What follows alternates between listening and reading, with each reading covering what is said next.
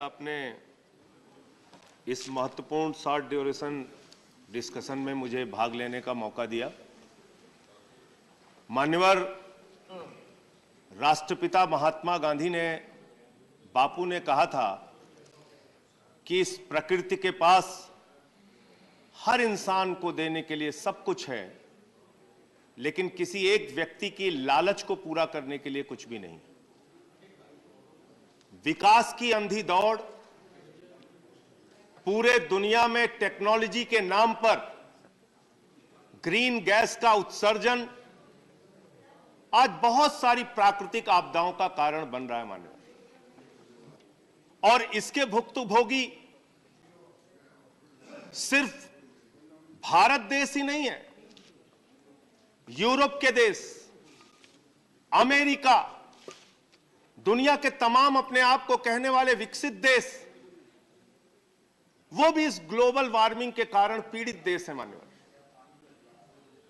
वो नजरअंदाज कर रहे हैं, वो इन समस्याओं को बार बार समझौता करने के बावजूद नहीं मान रहे हैं।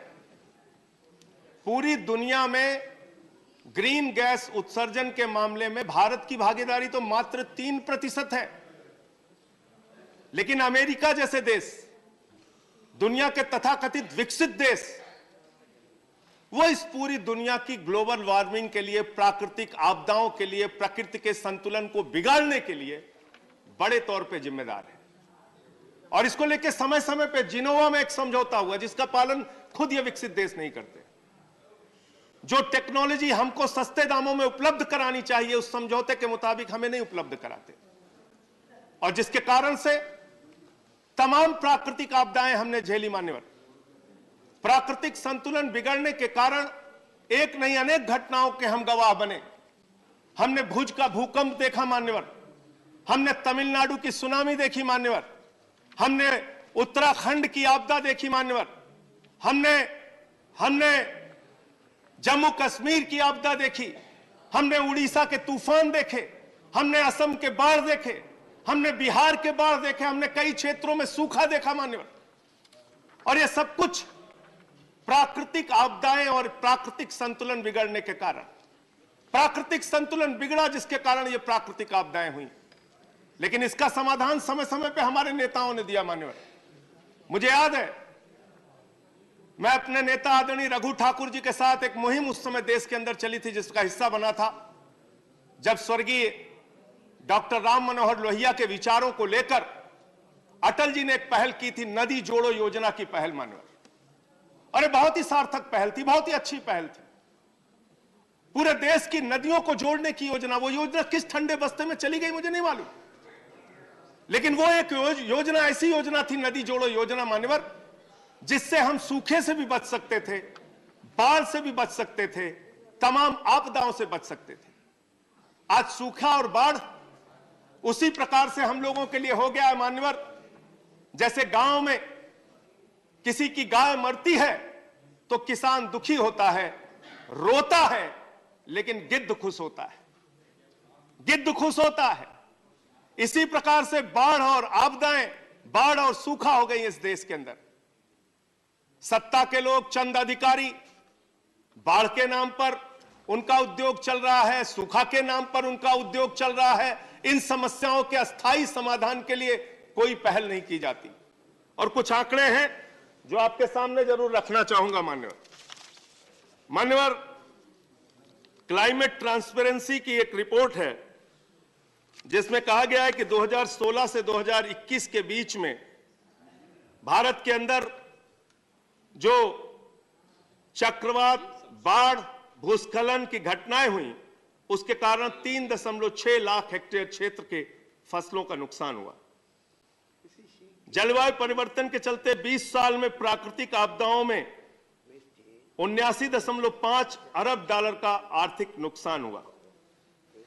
क्लाइमेट इंडिया 2022 की रिपोर्ट है, इसमें कहा गया है कि भारत ने वर्ष 2022 में पहले 9 महीनों में 273 दिनों में से 241 दिनों में किसी न किसी देश के हिस्से में चरम मौसम बिगड़ने की घटनाओं को देखा है।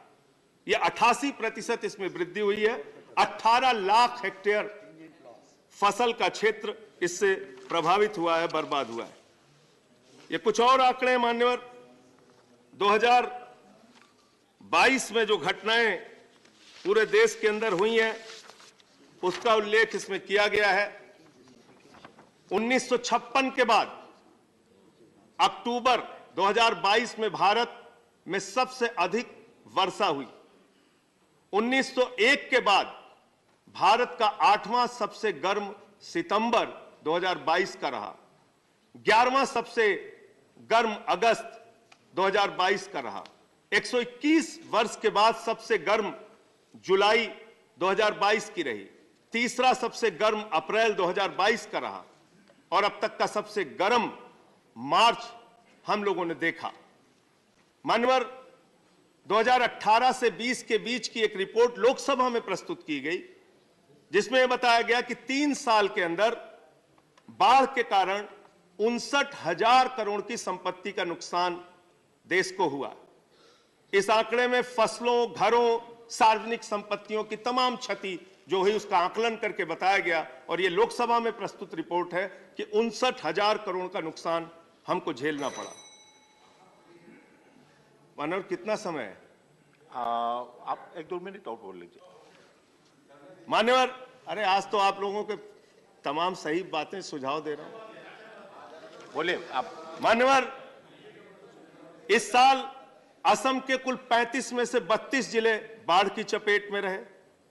बिहार की 76% आबादी बाढ़ के प्रभावित खतरे में रहती है और 16.5% क्षेत्र बिहार का बाढ़ प्रभावित क्षेत्र रहा। 19 जिलों में लगभग बाढ़ आती है।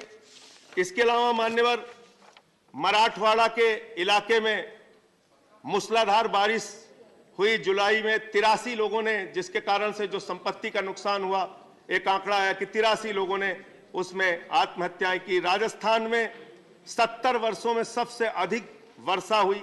गुजरात के अंदर 14 जिलों में 8 लाख किसानों को 2022 में मानसून की बारिश के कारण फसलों का जो मुआवजा सरकार को देना पड़ा 630 करोड़ रुपए का। तो ये कुछ ऐसे आंकड़े। बेंगलोर में, सर, बेंगलोर जो 900 मीटर ऊंचाई के स्तर पर स्थित है, उस शहर को बिल्कुल डूबा हुआ हम लोगों ने देखा। ऐसी घटनाएं मुंबई में भी देखने को मिलती हैं। तो तमाम रिपोर्ट के जरिए बताई गई जो आंकड़े हैं वो आपके सामने मैं रख रहा हूं। और भारत की सरकार को कितना नुकसान उठाना पड़ता है उसका भी अगर आंकड़ा देखेंगे मंत्री जी, तो 2020 में केंद्र सरकार ने जो राज्यों को आपदा राहत कोष में पैसा दिया है वो दिया है 8,068 करोड़ रुपए।